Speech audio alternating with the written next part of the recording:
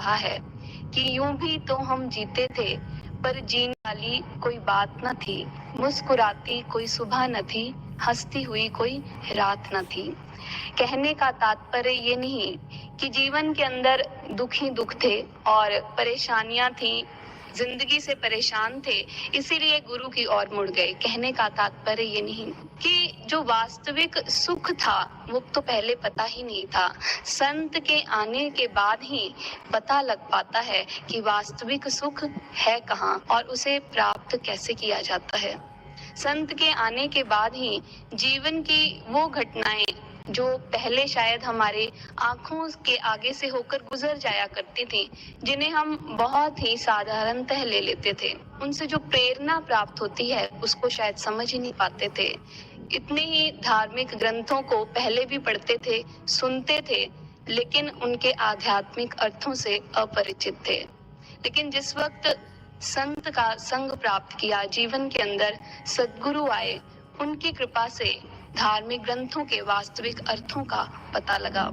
और ऐसा ही एक प्रसंग रामचरितमानस में से आज आपके समक्ष प्रस्तुत करने जा रहे हैं। रामचरितमानस जो कि गोस्वामी तुलसीदास जी द्वारा रचित की गई, और इस ग्रंथ को उन्होंने 7 कांडों के अंदर बांटा। बाल कांड, अयोध्या कांड, अरण्य कांड, किष्किंधा कांड, लंका कांड और उत्तर कांड।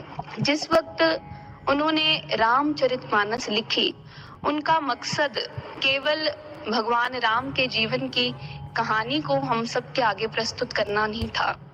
वो राम के चरित्र को, नाम यदि उन्होंने रखा, आप यदि ध्यान से नाम के ऊपर भी अगर हम विचार करें थोड़ा सा, कि रामचरितमानस, कि भगवान राम जिन्होंने एक आदर्श मानव का जीवन संसार के समक्ष प्रस्तुत किया, वो आदर्श मानव, उसका जीवन हमारे जीवन के अंदर कैसे उतर आए, हम कैसे एक आदर्श मानव का जीवन जी पाए, यही रामचरितमानस के माध्यम से गोस्वामी तुलसीदास जी हमें समझाना चाहते थे।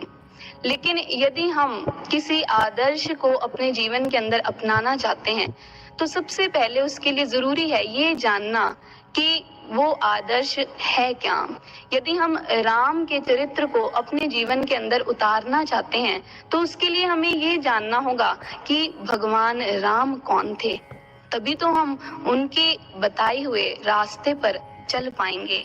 और ऐसा ही प्रश्न भारद्वाज मुनि भी करते हैं, जो कि रामचरितमानस के अंदर ही बाल कांड के अंदर राम जी की कहानी को शुरू करने से पूर्व गोस्वामी तुलसीदास जी इस प्रसंग का वर्णन करते हैं।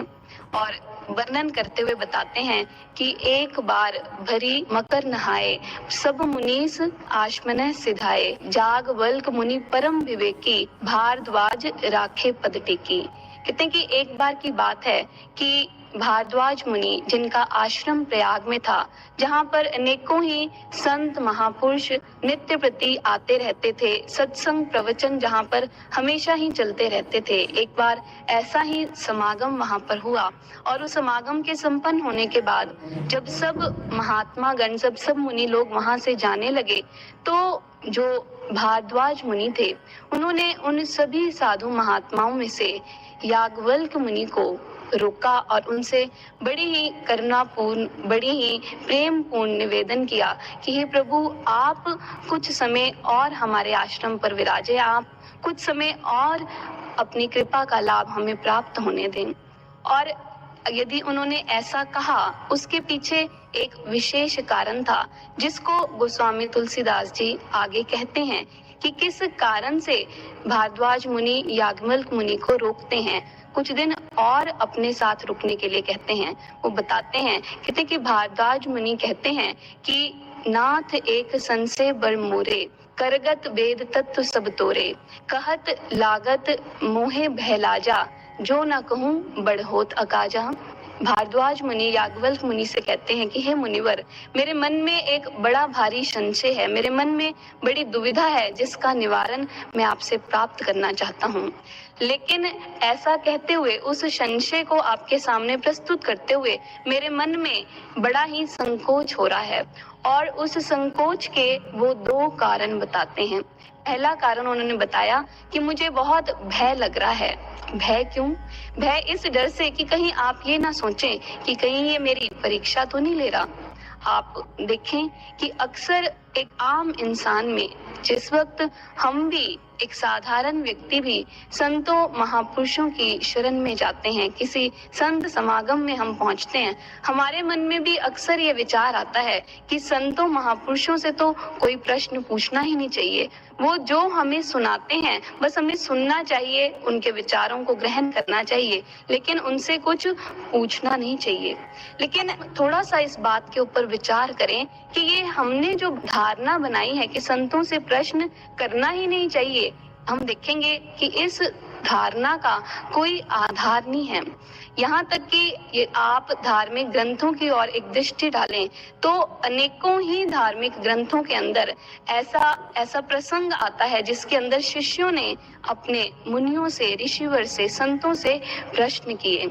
और एक नहीं, आप देखें दुनिया के प्राचीनतम ग्रंथ वेद से हम शुरू करते हैं। वेद, उपनिषद। उपनिषद शब्द को ही हम देखें, उपनिषद का अर्थ होता है पास बैठकर। अब पास बैठकर उन्होंने किस तात्पर्य से ये शब्द रखा? क्योंकि अगर आप उपनिषदों की शैली को देखेंगे तो वो इस शैली में रचित किए गए हैं कि जिसमें शिष्यों ने संतों से प्रश्न किए, महापुरुषों से प्रश्न किए, और जो उत्तर, जो उनके संशय का समाधान मिला, वही हमारे सामने आज उपनिषदों के रूप में प्रस्तुत है। फिर हम देखें गीता। गीता एक ऐसा धार्मिक ग्रंथ जो हमारे समाज में जन साधारण के अंदर बहुत ही ज्यादा प्रचलित है। लेकिन गीता की शैली क्या है? गीता के अंदर भी अर्जुन ने प्रश्न किए और भगवान कृष्ण ने उन प्रश्नों का उत्तर दिया, उसके संशयों का समाधान किया। फिर हम गुरु ग्रंथ साहब जी को देखें, उसके अंदर भी सिद्ध गोष्ठी नामक प्रसंग आता है जिसके अंदर सिद्धों ने गुरु नानक देव जी से प्रश्न किए। उनके मन में जो दुविधाएं थी, जो मान्यताएं, धारणाएं उन्होंने बनाई थी, जिनका जब गुरु नानक देव जी जब सत्संग सुनाते हैं उनके मन में बहुत से संशय उठते हैं और फिर वो उन प्रश्नों को गुरु नानक देव जी के आगे रखते हैं। गुरु नानक देव जी उन प्रश्नों के उत्तर देते हैं। इसलिए धार्मिक ग्रंथों को यदि हम देखें, एक एक धार्मिक ग्रंथ हमें बता रहा है, प्रेरणा दे रहा है कि जब हम संतों महापुरुषों के पास जाते हैं तो संशयों को छुपाने के लिए नहीं, बल्कि उनका निवारण करने के लिए। और ऐसा ही कुछ भाव मुनि भारद्वाज के अंदर भी है, और वो इसी भाव को प्रकट करते हुए कहते हैं कि यूं तो मैं जानता हूं कि शायद मेरी अज्ञानता है, शायद मैं बहुत कुछ ईश्वर के संबंध में नहीं जानता, लेकिन फिर भी मैं आपसे प्रश्न करना चाहता हूँ। और दूसरा कारण वो संकोच का बताते हैं कि मुझे लाज आती है। लाज, उन्होंने कहा कि कहत तोहे आवत भय लाजा, कि मुझे भय तो लग ही रहा है लेकिन साथ साथ लाज भी आ रही है, शर्म भी आ रही है। क्यों?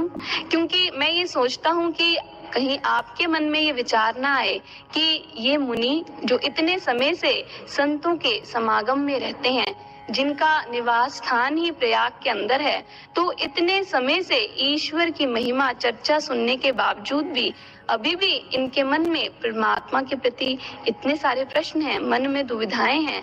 ये क्या समझेंगे कि अगर मैंने पूछा तो मेरी अज्ञानता इनके सामने प्रकट हो जाएगी। और यदि हम देखें तो हमारे मन के अंदर भी अक्सर ऐसे भाव आते हैं कि यदि हमने किसी संत से, महापुरुष के आगे अपने संशय रखे, अपनी दुविधा रखी, तो कहीं हमारे विषय में भी ऐसा न सोचा जाए कि इतने समय से यदि ये ईश्वर की चर्चा, परमात्मा का गुणगान कर रहे थे, तो क्या अभी तक इनके संशयों का निवारण नहीं हुआ? एक छोटा सा अहंकार हमारे आगे आ जाता है कि कहीं प्रश्न पूछने से हमारी अज्ञानता प्रकट ना हो जाए।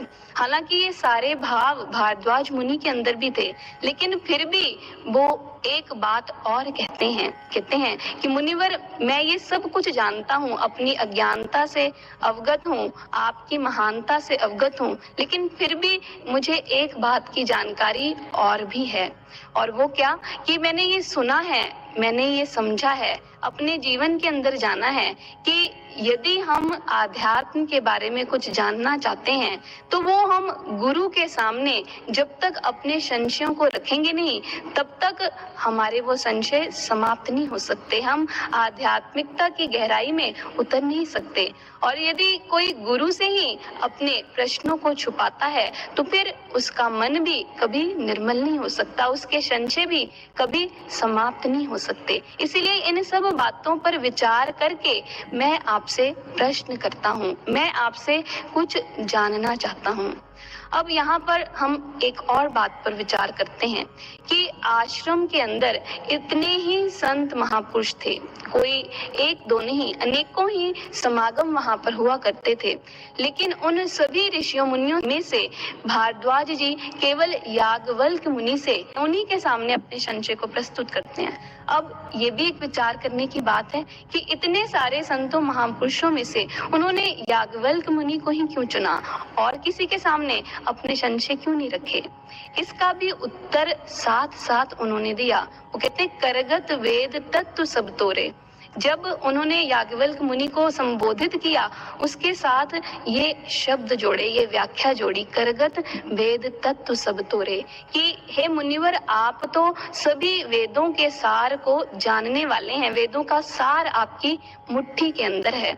आप देखें, बड़ी ही गहरी बात है ये।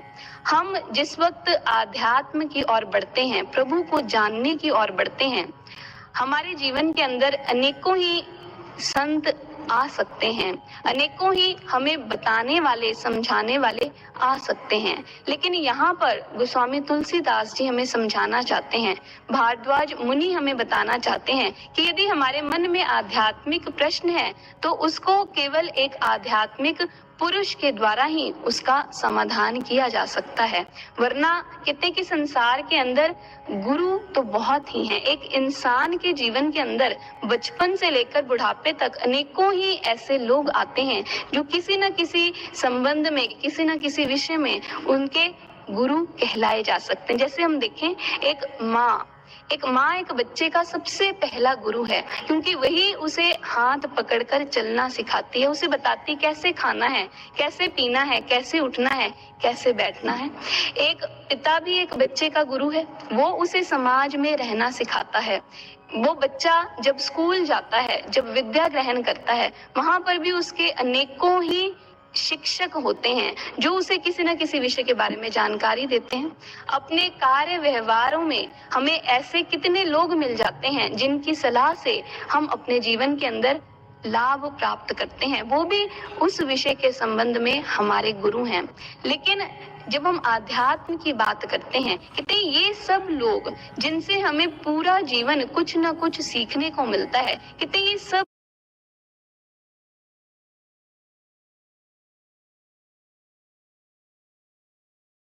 लोग शिक्षा गुरु की कैटेगरी में शिक्षा गुरु कहलाते हैं। शिक्षा गुरु जो कि हमें जीवन में संसार के विषयों की जानकारी देते हैं।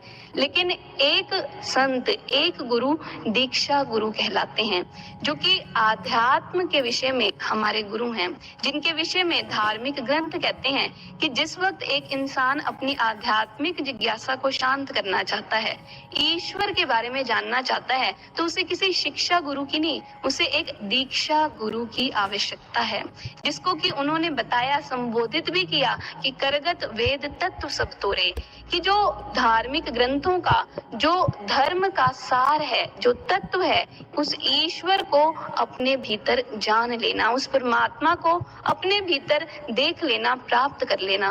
और ऐसे संत, ऐसे महापुरुष जिन्होंने खुद उस ईश्वर को अपने भीतर देखा है, अपने भीतर जाना है और हमें दिखाने का सामर्थ्य रखते हैं, शास्त्रों में ऐसे गुरु को दीक्षा गुरु की संज्ञा दी गई है। और उनकी महिमा में उन्होंने लिखा कि अखंड मंडलाकारम व्याप्तम येन चराचरम तद पदम दर्शितम येन तस्मै श्री गुरुवे नमः।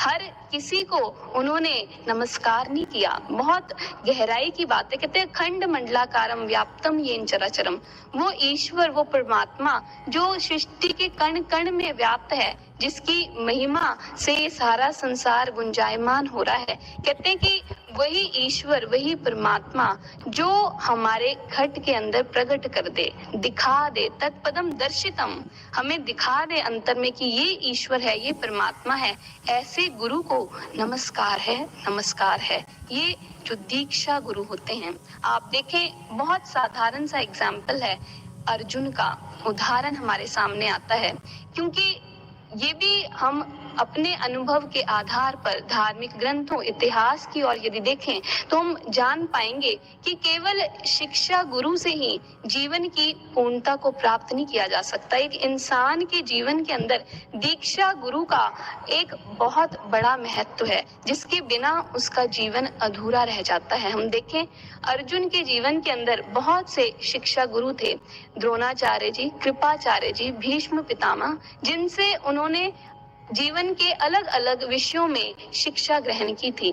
लेकिन जिस वक्त उनके जीवन का सबसे महत्वपूर्ण संघर्ष आया, जब ऐसी घड़ी आई जब महाभारत का युद्ध सामने आया, उस वक्त अर्जुन घबरा गया। उसकी वो सारी शिक्षा ग्रहण की हुई, उसको वो हिम्मत नहीं दे पाई जिसके द्वारा वो धर्म के लिए युद्ध कर पाए।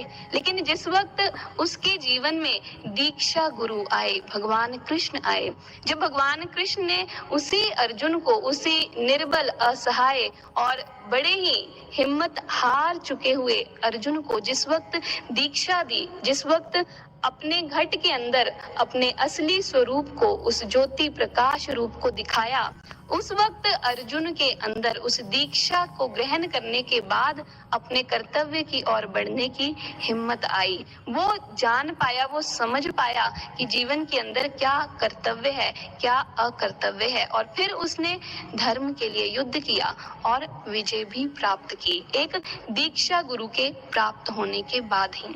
ऐसे ही हम देखें कितने ही महापुरुषों के हम जीवन को यदि देखें, स्वामी विवेकानंद जी जो कि बहुत ही विद्वान थे, उनके बारे में ये भी कहा जाता है कि जिस वक्त वो स्कूल में थे वो इतना अच्छा भाषण दिया करते थे, इतना अच्छा बोला करते थे कि उनके कई साल सीनियर जो स्टूडेंट्स थे, उनके जो सहपाठी थे, वो भी उनके सामने टिक नहीं पाते थे, वो भी उनकी बातों का जवाब नहीं दे पाते थे। इतने बुद्धिमान थे, इतने विद्वान वो थे।